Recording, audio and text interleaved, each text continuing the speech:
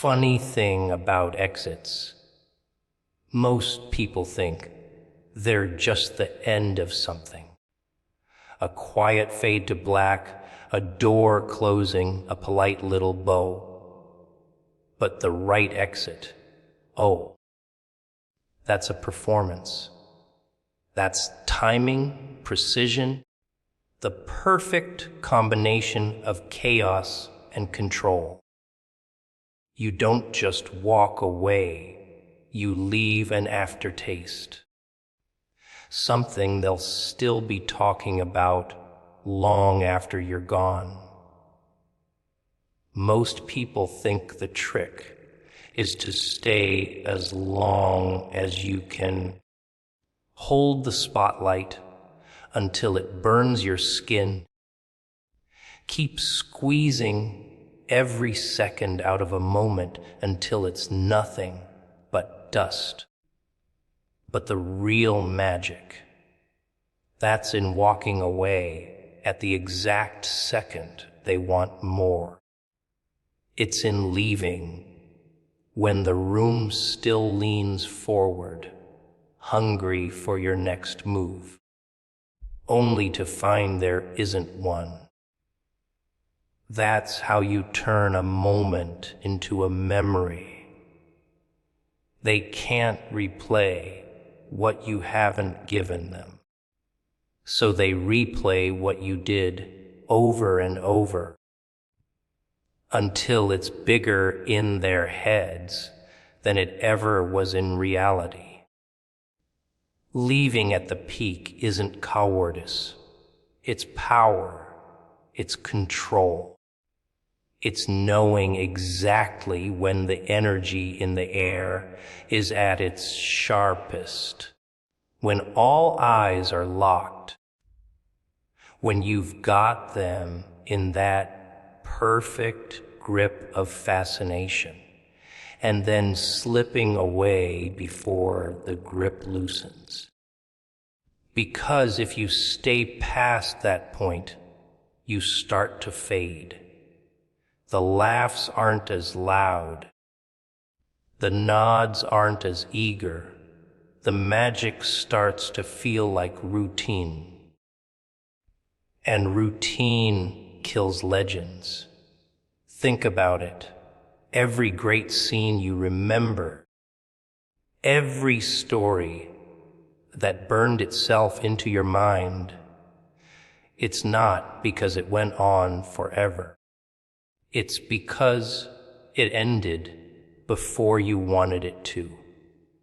That ache, that little frustration, it's what keeps it alive. People will forgive you for a lot, but they'll never forgive you for being forgettable. And the surest way to become forgettable is to overstay. But leaving at the peak, that's risky, because it takes discipline. It takes a strange kind of patience. Patience to not drink the whole glass when you're still thirsty. You have to resist the urge to keep feeding on the energy, to keep hearing the laughs, the gasps, the whispers. You have to walk out with your head high while part of you is still screaming to stay. That's the test. That's where the art is. And let's be honest, most people fail it. They get greedy. They think just one more moment. One more line, one more act, and before they know it, the room has cooled. The audience has shifted in their seats, and the magic has slipped right out the back door without them noticing. They don't realize it until later, when they see the blank stares, the distracted glances, the yawns hidden behind polite smiles. By then, it's too late. You're different. You understand that the exit is part of the performance. You don't just leave. You choose the exact second when leaving turns you into a myth.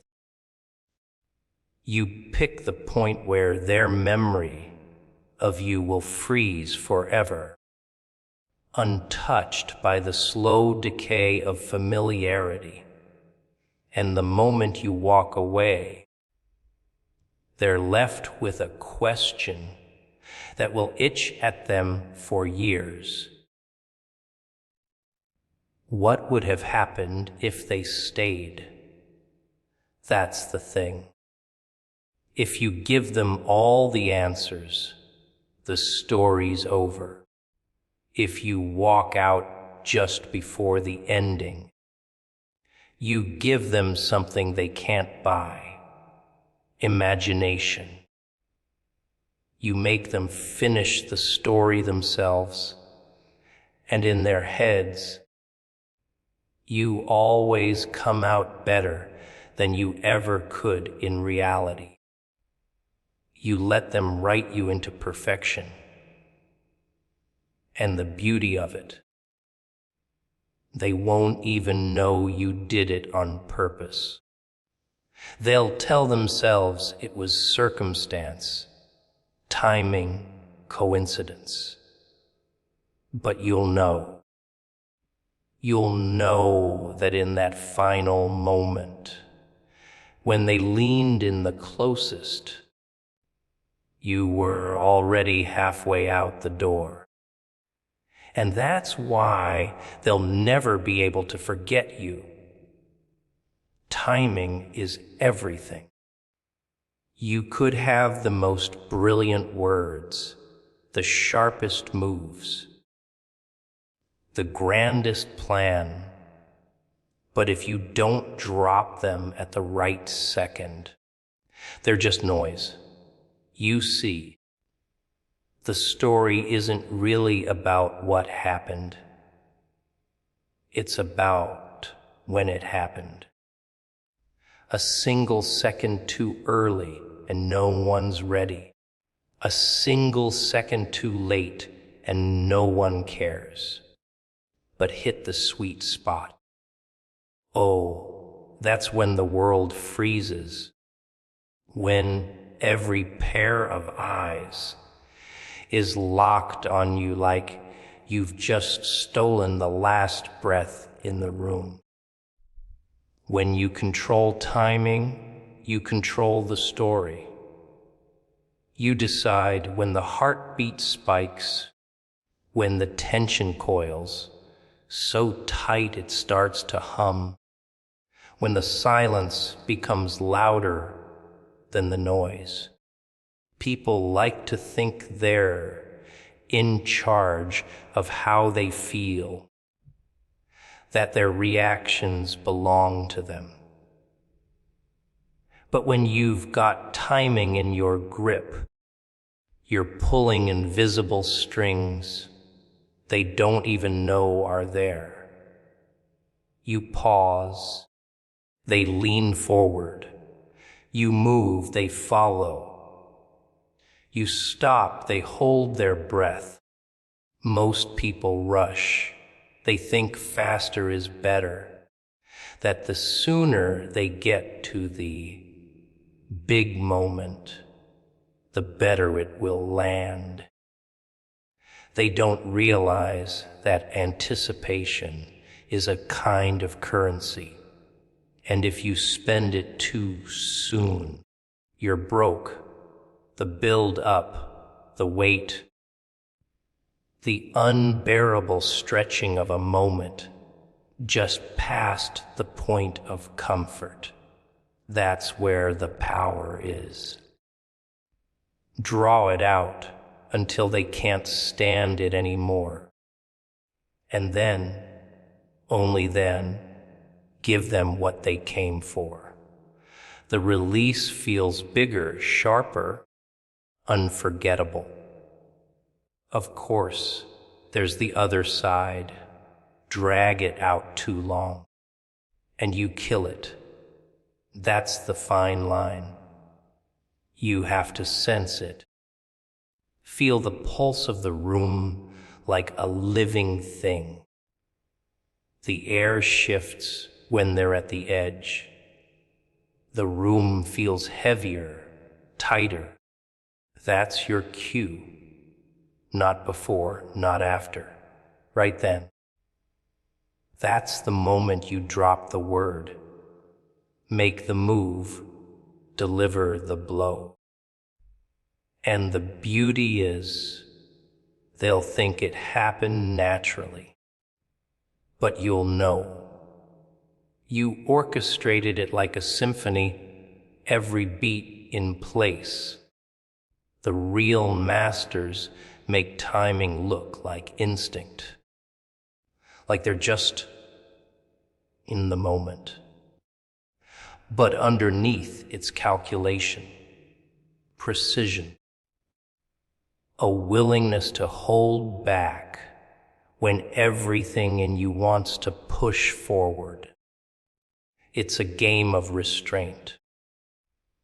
You're not just telling them a story. You're trapping them in one.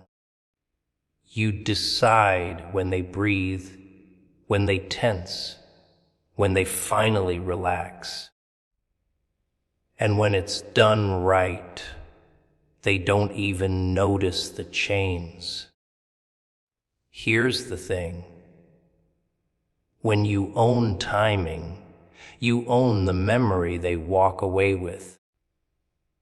Because they won't remember every detail of what you did. But they'll remember exactly how it made them feel. They'll remember that drop, that moment everything clicked, that sudden rush when the tension snapped. That's what sticks. That's what lingers in their heads at 3 a.m. It's why some moments play on repeat in people's minds for years, while others vanish instantly. It's not the size of the act. It's the precision of its delivery. A word at the wrong time is just sound. The same word at the perfect time is a weapon. And the difference between a stumble and a standing ovation is just a few seconds of awareness. Most people will never master it. They'll always be slaves to the pace of the crowd, the ticking of the clock. But the ones who do, they're dangerous.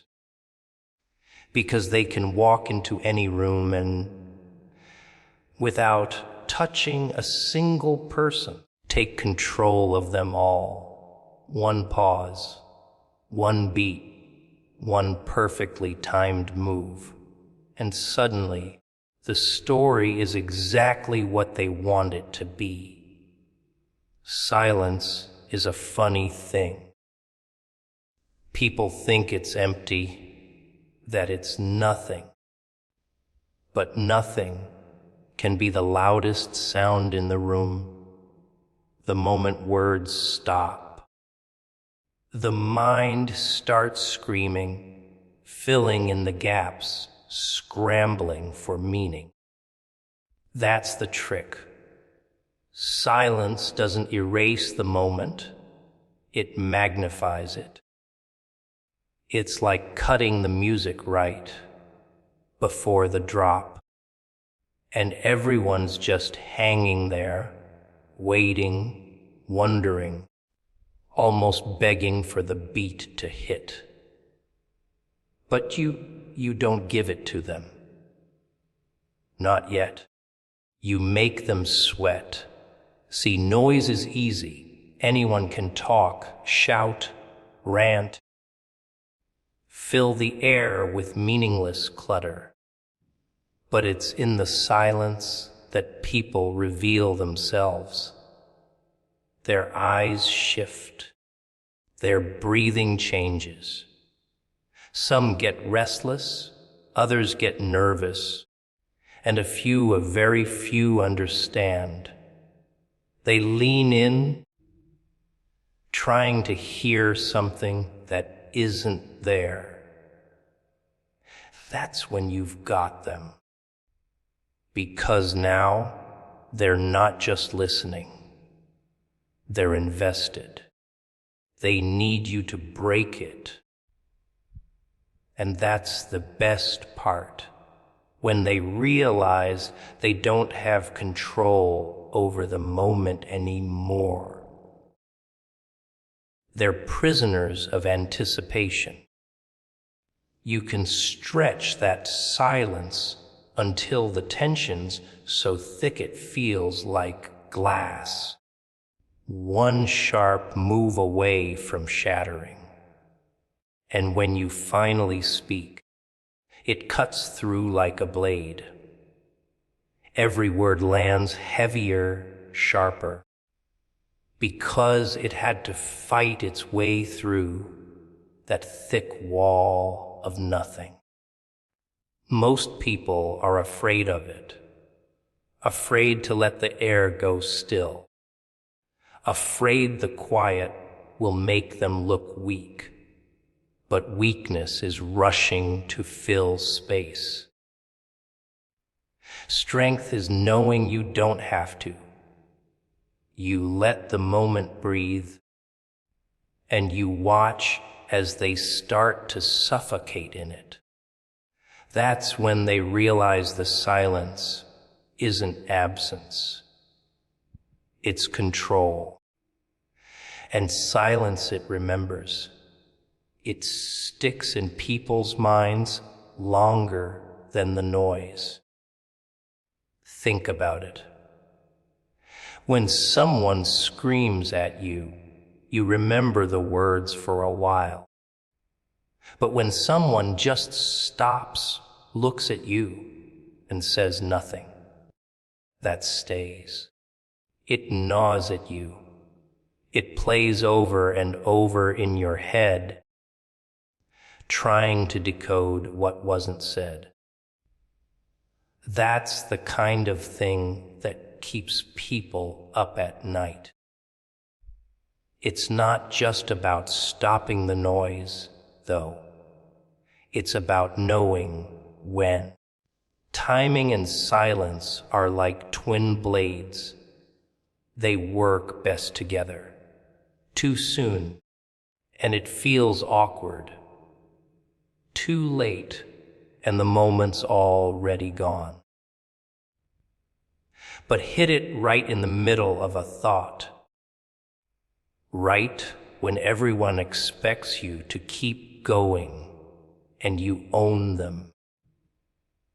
They'll wait as long as you make them wait, because now they're hooked. The beauty of it is, silence doesn't have to be long to be powerful. Sometimes it's just a pause between words, a fraction of a second that stretches like an eternity in someone's head. And sometimes it's minutes that feel like hours. The length doesn't matter, only the weight. And the weight comes from you, from how still you stand, from the way you look at them, from the way the room stops moving, because you've stopped moving. You can even layer it, use it to bait them, give them a taste of words, pull them in, then drop into silence so sharp it hurts. Let them fill it with their own thoughts, their own fears, their own interpretations. They'll create a story in that space, and you get to decide how it ends when you finally break it. And here's the little secret.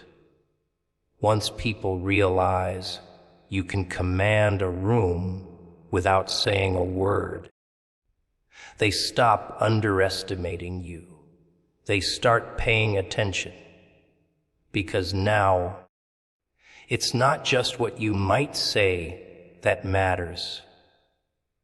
It's the possibility that you might say nothing at all. Chaos and choreography, people think they don't mix. Like oil and water, fire and ice, right? But the truth is, the best performances are stitched together with both. You can't have all chaos. It's just noise, random flailing in the dark. And you can't have all choreography. It's stiff, predictable, easy to read. No, the magic is in blending them, so the line between accident and intention disappears. You see, chaos keeps them guessing. It's the unexpected laugh, the sudden turn, the little crack in the plan that looks like a mistake but somehow makes everything more interesting. Chaos is alive. It breathes, it moves, it keeps the pulse pounding. It tells the audience anything could happen, and they believe it. That belief, that's what keeps their eyes locked on you. But here's the trick. Chaos without control burns itself out fast. That's where choreography steps in. Not the kind with neat little boxes and numbered steps. No, I'm talking about invisible choreography. The kind where every so-called accident is already written into the script, and nobody realizes it. The kind where you look like you're losing control, but every slip, every stumble, every pause was already in your pocket before the game even started. Think of it like a dance with a drunk partner. You let them sway, spin, nearly fall, and just when the crowd thinks it's over, you catch them. Smooth, effortless. That's the moment they realize you're not drowning in the chaos. You're surfing it. And the wave, that's yours to ride or wreck. When you master that balance, you start to look untouchable. People can't tell if you're brilliant or insane, and that's exactly where you want them. Because if they can't read you, they can't stop you. They'll waste their time trying to figure you out while you're 3 moves ahead, setting up the next shock, the next twist, the next perfectly timed mistake.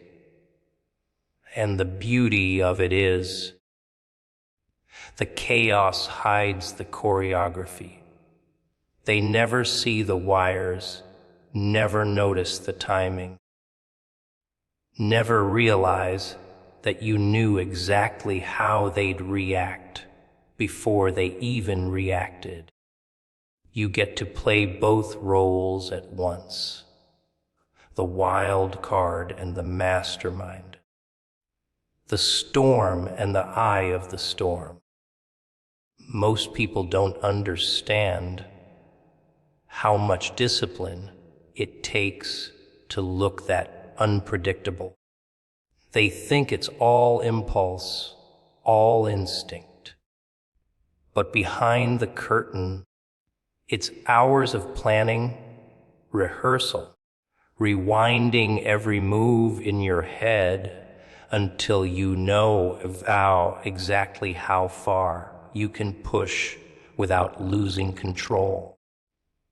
It's precision disguised as madness. And when it's done right, when the chaos and choreography melt into each other, something strange happens. You stop just performing. You start pulling the strings of the entire room.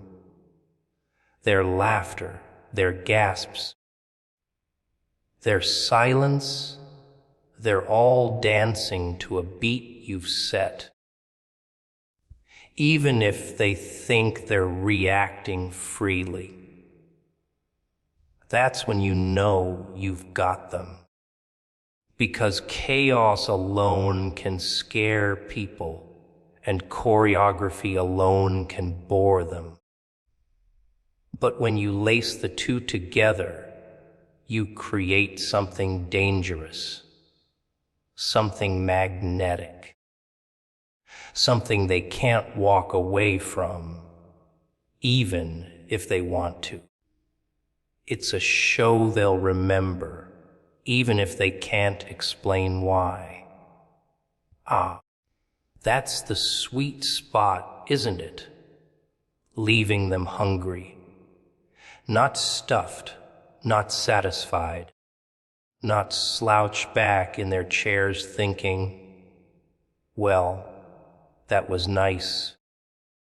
No, you slip out when their eyes are still wide, their minds still spinning, trying to piece together what they just witnessed. You don't hand them closure on a silver platter. You leave the door half open, the light flickering in the next room, the kind of unfinished taste that makes them lean forward instead of lean back. See, most people are obsessed with tying everything up neatly. They want the bow, the final word, the grand finale that shouts, "We're done here." But the moment you do that, the audience relaxes. The tension breaks. And without tension, there's no hook left in their skin. If you're smart, you don't cut the tension. You sharpen it, then walk away. Let it hum in their ears long after you're gone. It's like magic tricks. The real ones don't explain themselves. Sure, you could tell them the wires, the mirrors, the sleight of hand, but why would you? You want them arguing in the car on the way home, swearing they almost saw how you did it, but not quite. You want them lying awake, playing it over and over, wondering if it was luck or skill or something they can't name, that itch they can't scratch. That's power. The perfect exit doesn't slam the door. It leaves it ajar, just enough for their imagination to crawl through. Because here's the thing, the human mind can't stand an unfinished puzzle. They'll fill in the blanks for you, And in doing so, they'll make the story even bigger, even grander than you could have told it yourself. And the best part, they'll own it. They'll carry it like it's theirs, defending it, embellishing it, passing it along like a rumor that can't be killed. It's all about restraint. You could stay. You could explain. You could bask in their applause until the room goes cold. But no, control means walking away while the air is still electric. Before the spark fades, let them chase you in their thoughts, not see you dragged out in the daylight, where all the mystery drains away. And don't think they won't notice you're gone. Oh, they will. In fact, your absence will be louder than your presence ever was. Every time they think of that moment, they'll feel the gap where you should have been, and it'll pull them right back into the memory. That's the beauty. You're not just making them remember what you did. You're making them feel it again and again. A great performer doesn't just know when to start, they know when to vanish. And vanishing isn't running away, it's control. It's stepping off the stage when you're at your highest point, before gravity can drag you down. It's leaving the crowd buzzing, restless, unsatisfied in the best possible way. Because satisfaction fades, hunger lingers. The trick is, you've got to have the nerve to do it, to ignore the temptation to squeeze one more laugh, one more gasp, one more round of applause. You've got to trust that what you've given is enough, that what you've held back is what will keep them hooked. Most can't do it. They stay too long, talk too much, explain away the magic until it's dead. But if you can resist, if you can slip away right, when they're leaning in the closest, you own them. Not just in the moment, but in the days, weeks, maybe even years to come. Because they won't remember everything you said. They'll remember how you made them feel right before you disappeared.